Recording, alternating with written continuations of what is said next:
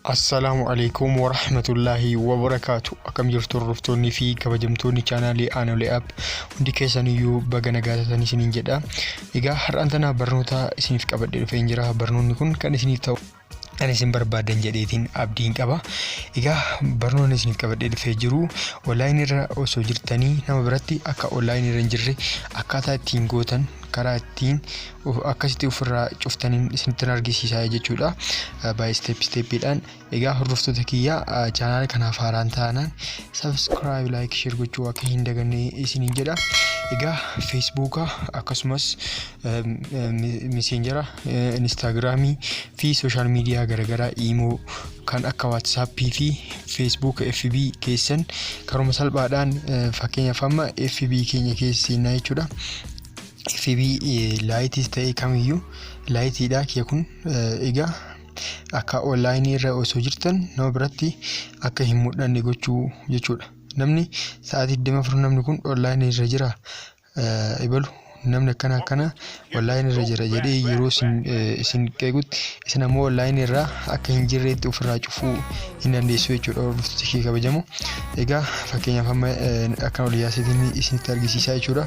Nama online irra jiru fakkeenyaaf amma jechuun online irra yeroo jiranitti akkaataa ofirraa balleessanii isinitti argisiisa jechuudha. Fakkeenyaaf dhiifama naa gootu aga nama kunooti akkuma argitan kana namni kun fakkeenyaaf amma online irra jira jechuudha. Online irra akkanatti akka namni isin agarre gochuu ni dandeessu jechuudha. Salphumatti FB keessan fakkeenyaaf amma kana online irra kan jiru kana akka isin agarre gochuu ni dandeessu jechuudha. Iddoo sarara gubbaa sadii tuqaa akka gubbaa sarara sadii san al takkaaf cuqaastu jechuudha hordoftoota kiyya. Akkuma cuqaastanii akkan ol yaastu jechuudha. Iddoo settingii kan jedhuudhattu fakkeenyaaf amma settingii biraallee asitti isin argisiisa. Dark mode kanas asuma fayyadama. Dark mode fakkeenyaaf amma akkanatti ija keessan balleessuu danda'a akkasumas chaarjii keessan jala fixuu danda'a waan ta'eef kana dark mode kanas fayyadama. Akkasumas settingii kana bira seentu jechuudha. Egaa hordoftoota kiyyaa settingii kana bira seentu settingii kanarra al takkaaf kilik gootu yookaan cuqaastu. Egaa ammas akkan ol yaastu akkanatti ol yaastanii egaa akkuma argitan kan active status kan jedhu kana al takkaaf kilik gootu jechuudha. Egaa hordoftoota kiyyaa gubbaa kanarratti ani fakkeenyaaf irraa cufee jira waan ta'eef dura keessan ammoo yeroo isin banu on ta'eetiin isin akkanatti isin banamaa jechuudha. Fakkeenyaaf ani dura waan ofirraa cufeef jechuudha. Isin ammoo maal gootu isa kana cuftu jechuudha. Isa kana turn off gootu jechuudha. Off ofirraa gootu san booda nama kan birattuu iyyuu mul'achuu hin danda'u jechuudha. Egaa akkana gootaniitiin FB keessan namni akka online irra jirtaniif akka hin jirre isin beekuu hin danda'u jechuudha salphumatti. Kan biraa ammoo kan wajjin ilaallu application biraa imoodha jechuudha. Imoonis akkuma FB namni online irra jiruu fi hin jirre salphumatti arguu danda'a. Ebalu online irra jira online irra hin jiru jedhee salphumatti kan itti ilaaluu keessa tokko imoodha. Imoo akkuma argitan namni hedduun fakkeenyaaf yeroo kanatti online irra jiran online irra jiru magariisa mallattoo magariisaan kaa'a. Mallattoo magariisa san akka balleessu jechuun online taatee online hin taane iyyuu addaan akka hin beekne jechuudha gochuu ni dandeessa jechuudha. Imoolee iddoo gubbaa profaayilii keessa eeggatuttaniin booda iddoo privacy kan jedhu kana privacy kan al takkaaf cuqaastu jechuudha.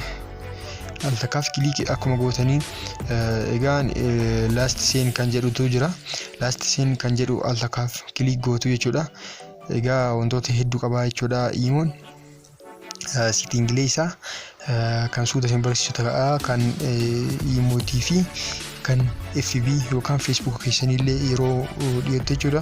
Last seenii san al takkaaf irra cuqaastu fakkeenyaaf akkuma argitan kana akkuma seentaniin last seenii irratti gubbaa irratti kan sarara argama online jedheetiin isiniif fidaa jechuudha. Imoon akkanatti isinitti hima.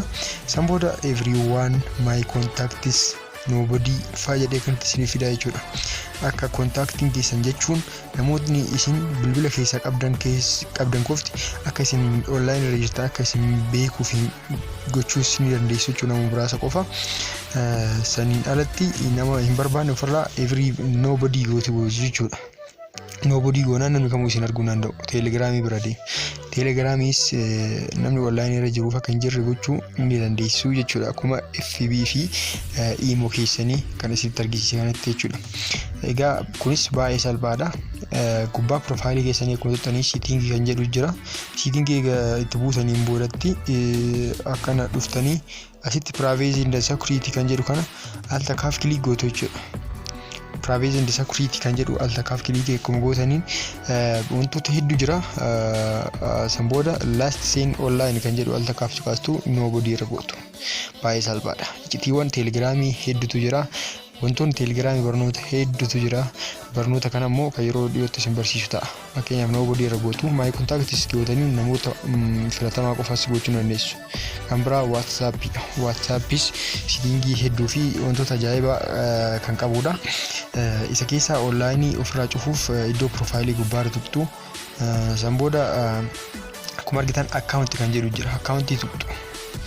Akkaawuntii kana akkuma tuqxanii privacy kan jedhu jira. Privacy kan itti isin malee jira. Isa tuqxu last seen akkuma duratti imo san last seen jedha. Last seen san kan durarra jiru kana al takkaaf kilik gootu.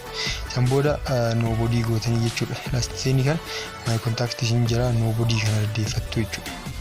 Akkuma imo nobody raddeeffannaan namni kamiyyuu akka onlaayinii irra jirtan isin beekuu hin danda'u jechuudha. Baay'ee salphaadha. Kan Instagramii fi wantoota biraa kana hedduu jira. Egaa YouTubeis onlaayinii irra jiranii hin jirre beekuu ni dandeessu jechuudha. Kan yeroo biroo isin barsiisu ta'a. Barnoota isin qabadhee kana ture. Haga barnoota biraatiin walitti deemnutti assalaamu alaykum wa rahmatullahi wa barakaatuh.